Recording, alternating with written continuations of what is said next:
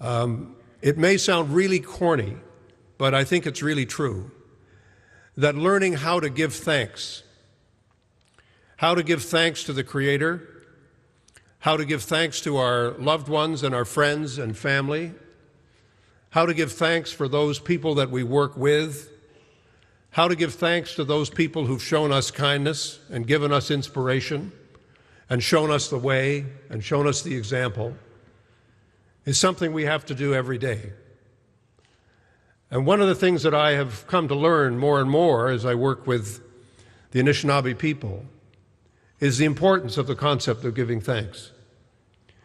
Every meeting starts with a prayer, and every meeting ends with a prayer. And I know there are some of you in the audience who don't think that I've ever had a prayer. But in fact, it's been a lesson that I've learned. A lesson that I've learned that giving thanks and providing a moment of reflection is a critical step to take. I think it's true that there is a Canadian spirit of sharing and of giving back, and that is the most important thing you can do. You learn everything the best you can, you do the best you can, and then what you've learned by way of truth and beauty and honor, you give it back to your community, and that's the only game on the planet worth playing. Everything else is just a simple way of living. If you give it back, it will pay back to you. So I say to you at this turning point in your lives, where you're going to make decisions, big decisions, about where you go and what you do. Mary Oliver's, the wonderful poet, if you're not familiar with her, has a wonderful line. She says, "What will you do with your one wild and precious life?" And I ask you to ask yourself that, and I urge you, because I think you are the best of our best. Seriously though, this kind of recognition of a life spent making music is an immense honor for me. And although it's been a fascinating ride, it has nonetheless been a journey of perseverance as well. One that I have shared with my two good friends and partners, Alex and Neil, for over 40 years. But when I consider my good fortune, it always comes back to context. And it pales in comparison to my own family's history, and in particular, my mother's story, which is truly the journey that in many ways has brought me to this place today. For I would not be here at the podium or the studio if not for her courage and incredible desire to succeed in life in the face of all hardship and real peril. As you go forward, take time to get to know your country. Canada is a wonderful country, and we all know this. But there are two problems that we face, and there really aren't any solutions. We're too big, and there's too few of us.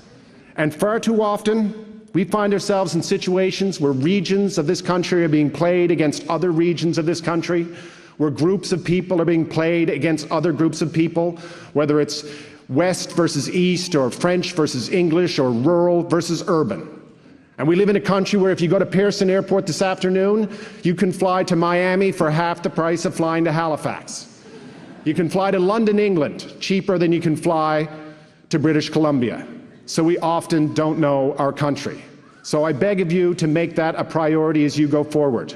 Get to know a country, and get to know all of it, not just its major cities.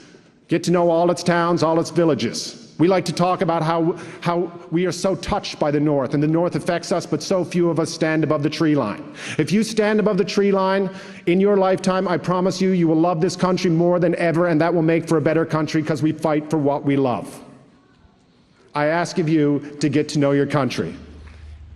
Living in a society rooted in science, engineering, and medicine can bring many benefits. The value of fundamental scientific research to our lives is enormous, but it also brings responsibilities. It's not just up to scientists, engineers, and physicians to decide how to apply discoveries from science and technology. All of us must be engaged in that discussion. And it's no longer enough for scientists and engineers and healthcare workers to work in isolation to generate the new knowledge. All of us must be active in the support of and the debate about the use of that knowledge.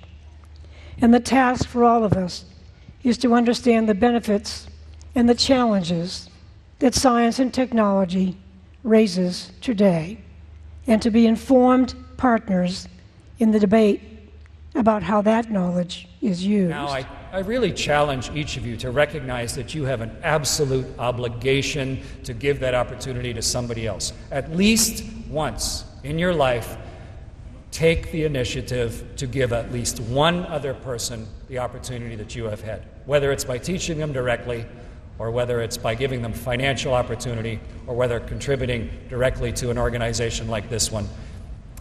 You're probably not in a position to do it yet, but if you keep that as one of the objectives in mind, as a fundamental, okay, I've been really lucky. I've worked hard, but I've been really lucky. Treat that as a fundamental lifelong obligation and help perpetuate the opportunities that have existed for you and the opportunities that are coming as a result of them. So, harmony with the truth, concordia cum veritate.